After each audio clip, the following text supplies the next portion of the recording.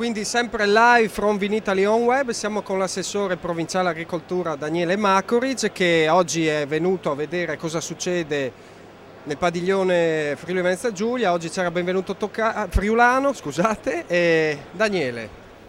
Ma io credo che quest'oggi sia una giornata importante per il debutto di un vino, il Friulano. Oggi c'è stato il battesimo, la sottoscrizione del protocollo d'intesa tra il Ministero e la Regione. La presenza del Ministro è stata assolutamente importante per lanciare il Friulano a livello internazionale. La provincia è presente, ho fatto il giro salutando tutti i produttori, vedo con piacere che c'è un'atmosfera frizzante, ci sono grosse aspettative. Tutti i produttori sono contenti, fortunatamente c'è un settore in questo momento di crisi che ha delle prospettive e quindi c'è un entusiasmo da parte dei produttori.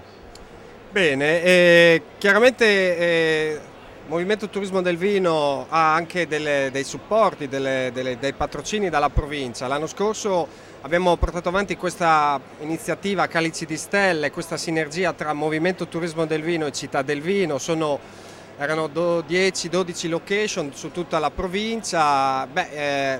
Qua quasi in diretta qui stiamo ringraziando l'assessore Macoric perché ci ha supportato e niente, speriamo che vada bene anche per il 2009, assessore. Ma credo che Calici di Stelle sia una manifestazione importante organizzata nei comuni delle città del vino. La provincia, essendo un ente di area vasta, comunque è coinvolta nel valorizzare i comuni, ma soprattutto il prodotto. Il vino per noi Friuli, per i Colli Orientali, è una bandiera importante. La qualità credo che sia l'elemento principale che va preservato e comunque va lanciato e tutelato su tutto il territorio, quindi la provincia non mancherà nel dare un supporto a ogni iniziativa che difenderà il nostro prodotto e il nostro Friuli.